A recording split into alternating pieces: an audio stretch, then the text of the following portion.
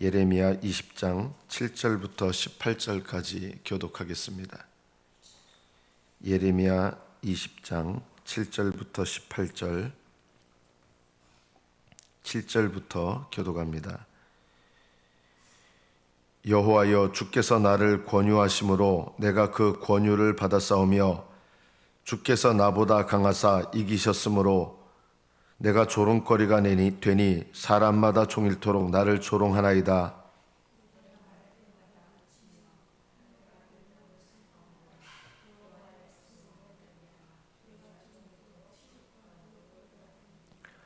내가 다시는 여호와를 선포하지 아니하며 그의 이름으로 말하지 아니하리라 하면 나의 마음이 불붙는 것 같아서 골수에 사무치니 답답하여 견딜 수 없나이다.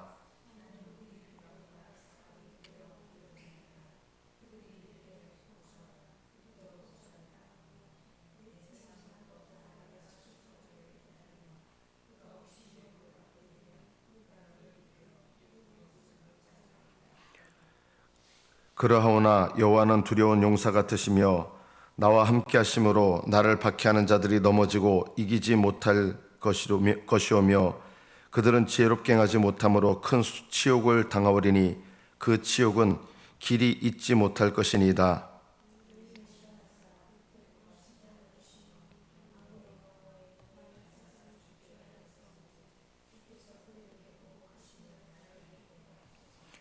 여호와께 노래하라. 너희는 여호와를 찬양하라.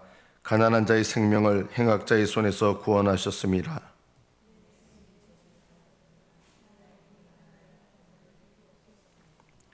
나의 아버지에게 소식을 전하여 이르기를 당신이 등남하였다 하여 아버지를 즐겁게 하던 자가 저주를 받았다면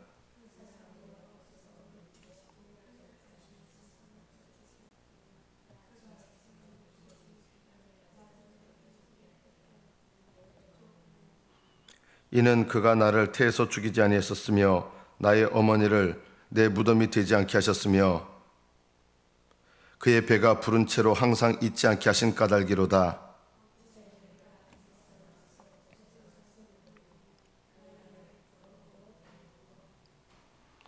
여기까지 받들어 읽겠습니다.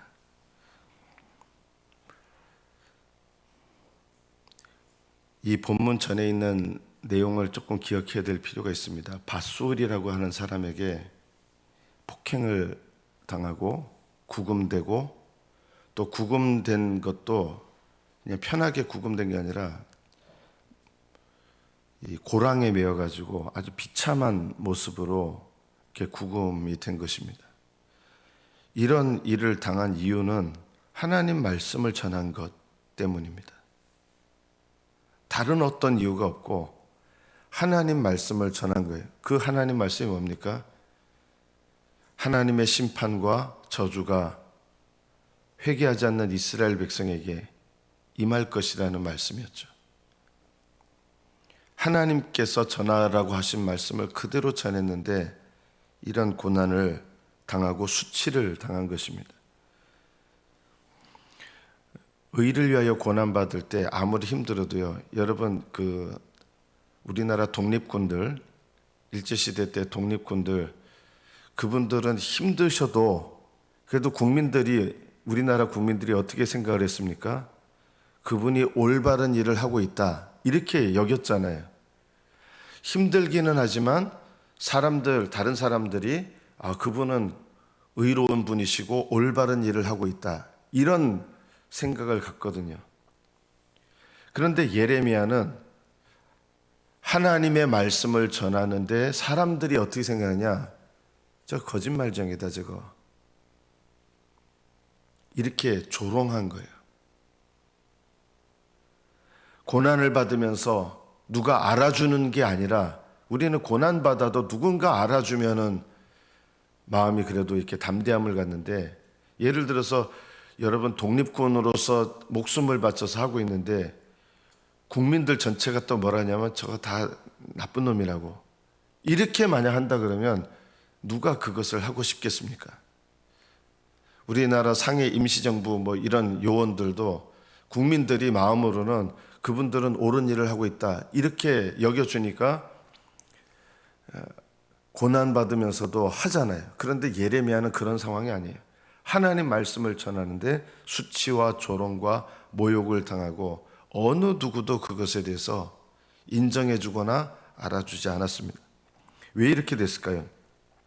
첫째, 듣기 싫은 말을 전했습니다. 두 번째, 심판과 저주의 말씀을 전하는데 실제 상황은 아무 일도 안 일어나는 것 같은 거예요. 그 뭔가 조짐이 있어야 되는데 하나님께서 말씀을 전하게 하시는데 심판과 저주의 말씀을 전하게 하는데 그 저주의 말씀을 받아야 될 사람들은 아무렇지 않아요. 그러니까 조롱을 받는 거예요.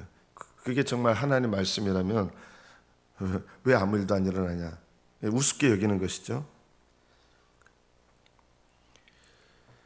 책만 받는 자들에게도 또 예레미야를 괴롭히는 자들에게 아무 일도 일어나지 않았습니다. 오히려 예레미야만 더 힘들어졌습니다.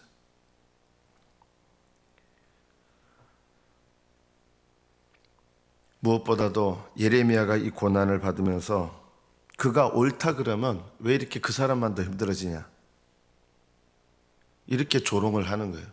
하나님 말씀을 전하고 하나님 살아계시다 그러면, 그가 정말 하나님 말씀을 전한다 그러면 왜 그 사람이 이렇게 하나님 살아계신데 남들은 멀쩡하고 저주와 심판을 받을 자들은 멀쩡한데 왜 저 사람만 저렇게 되냐, 저 어디 정신이 돌았나, 이런 생각들을 하는 것이겠죠. 이런 가운데서 말씀을 전하는 것 자체가 전하면 전할수록 고통스러웠습니다. 그러나 예레미야는 여호와여 주께서 나를 권유하심으로 내가 그 권유를 받아 싸우며, 이 권유라는 말은 원래 속이다라는 뜻입니다. 하나님이 날 속이셨습니다, 이렇게 번역하면 이거는 정확한 번역은 아닐 것 같아요. 왜냐하면 속이다라는 말도 되지만 예레미야가 내가 하나님 앞에 속았습니다, 어떻게 이럴 수 있습니까, 이런 마음으로 하는 게 아니라 이런 일이 일어나리라고 하는 것을 자기가 알면서도 왜 이렇게 말씀을 전했느냐, 이 말씀을 전하지 않으면 마음이 답답하여 견딜 수가 없는 거예요. 다시는 여호와를 선포하지 않으며 그의 이름으로 말하지 않으면 내 마음이 불붙는 것 같아서 골수에 사무치니 답답하여 견딜 수 없습니다.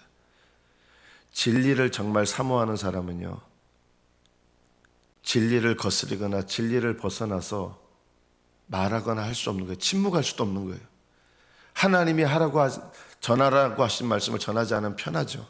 그런데 그 말씀을 전하지 않아서 편하면 고통스러운 거예요. 왜냐하면 이것이 진리를 전하는 사람의 특징입니다. 이 사건 전에 바술이라는 사람에게 이름을 네가 마골 미사비, 사방의 두려움이란 뜻이 아니에요. 네가 사방의 두려움을 겪게 될 것인데, 실제로 사방의 두려움을 겪은 사람은 사람들 보기에 누굽니까? 예레미야예요. 사방의 두려움, 마골 미사비라는 말씀을 전하는데 정작 마골 미사비는 누구라고 느껴져요? 사람들이 예레미야가 마골 미사비예요. 사방의 두려움이 아무도 우군이 없어요. 이런 가운데서 사람들의 태도가 어떻습니까? 비웃는 거예요. 여러분, 하나님 말씀을 전하는 오늘날하고는 달라요. 오늘날은 선지자는 없으세요. 목사님들은 고난 가운데 말씀 전해도 저 목사님 훌륭하시다, 이런 느낌이 있잖아요, 아무리 해도. 근데 예레미야 선지자는 저분 하나님 말씀 잘 전하신다, 이런 말을 듣는 사람이 아닌 거예요. 이런 말도 없어요. 이 말을 듣는 자들마다 더 분노가 일어나는 걸 보는 거예요. 아예 그 말씀을 전하지 않았으면 아무 일도 안 일어나는데, 내가 말씀을 전하니까 순종하고 깨닫는 게 아니라 더 분노하고 더 하나님에 대해서 적대적이고, 이런 모습을 보면서 너무 마음도 고통스러운 거예요. 말씀을 전해서 저런 반응을 할 바에는 차라리 말씀을 안 전하는 게 저 사람들이 덜 죄를 짓게 하는 거 아닌가, 이런 생각이 들지 않겠습니까? 아예 말씀을 안 전하면 말씀을 거스리는 저런 죄는 안 지을 텐데, 이런 생각이 드는 거예요. 그러나 그렇게 해서 말씀을 전하지 않을 수가 없는 거예요. 왜냐하면 진리를 사모하는 사람은 이 진리를 숨길 수가 없고 침묵할 수가 없거든요. 무리들이 너 우리 고소해라 그래. 막 조롱하고 하는데 고소해라. 우리도 너 고소할 것이다. 친한 사람들도 나한테 친한 것 같은데 속으로는 어떤 생각을 갖고 있냐? 자기들도 싫은 거예요.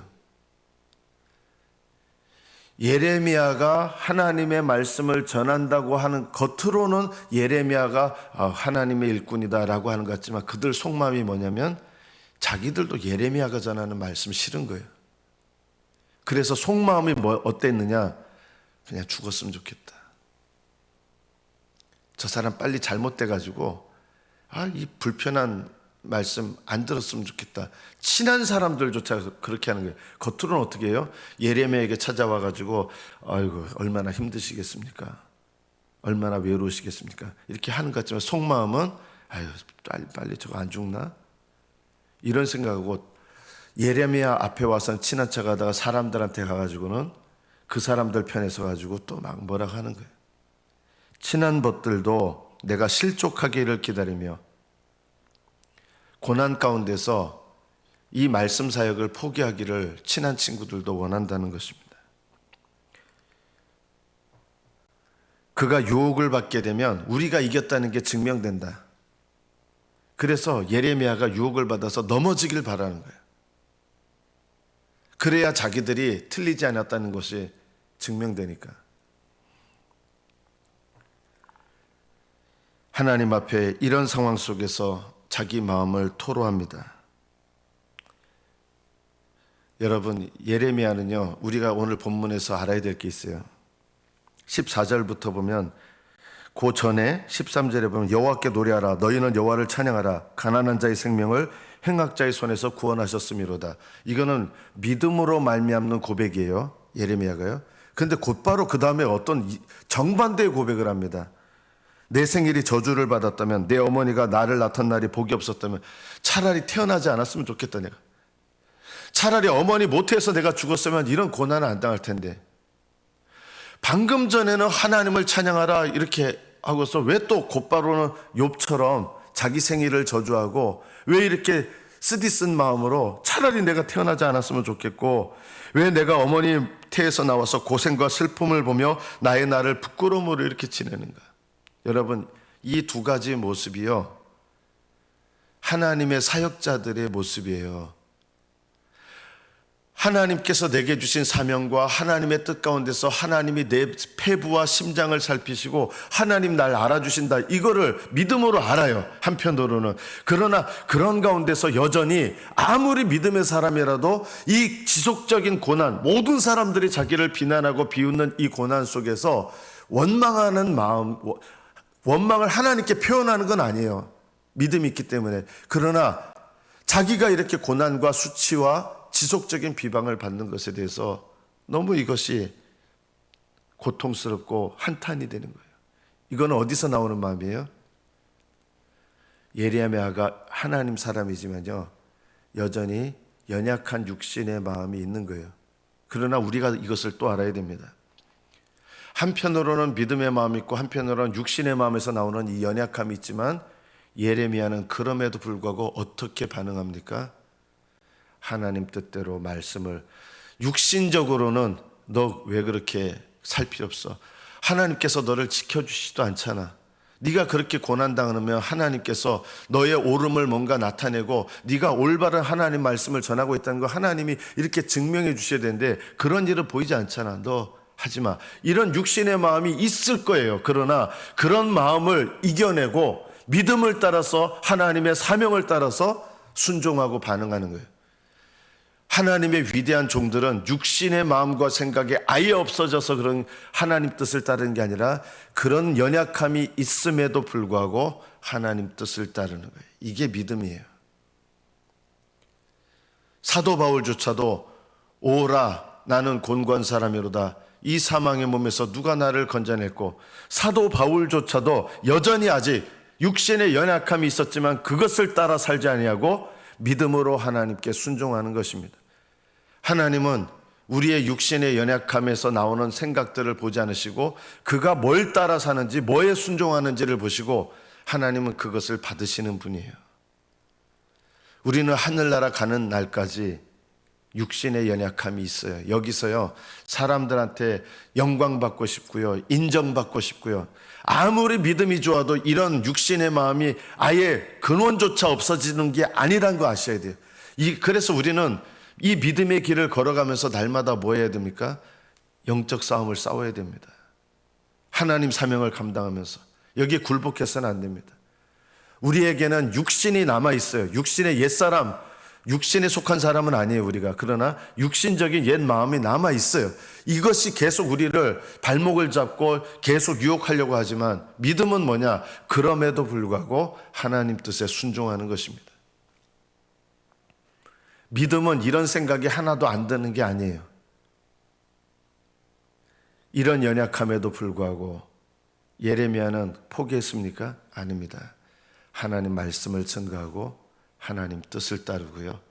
이런 연약함과 때로는 이런 슬픔과 고통이 엄습해 와도 그래도 하나님의 뜻을 따르고 하나님께 순종하는 것입니다. 이것이 믿음입니다. 우리가 고난은 세 가지가 있습니다. 죄 때문에 인한 고난, 이거는 깨달아야 됩니다. 견뎌내야 되는 고난, 이거는 견뎌내야 됩니다. 그러나 더 아름다운 고난은 십자가 고난입니다. 이것은 하나님의 영광을 위하여 기꺼이 짊어지는 고난입니다. 여러분, 기꺼이 짊어지는 고난이 하나도 영광스럽고 은혜롭고 그러냐? 아닙니다. 예수님께서 이 잔을 마실 때 어떤 느낌이셨습니까? 할 수만 있다면 이 잔을 내게서 옮기시옵소서.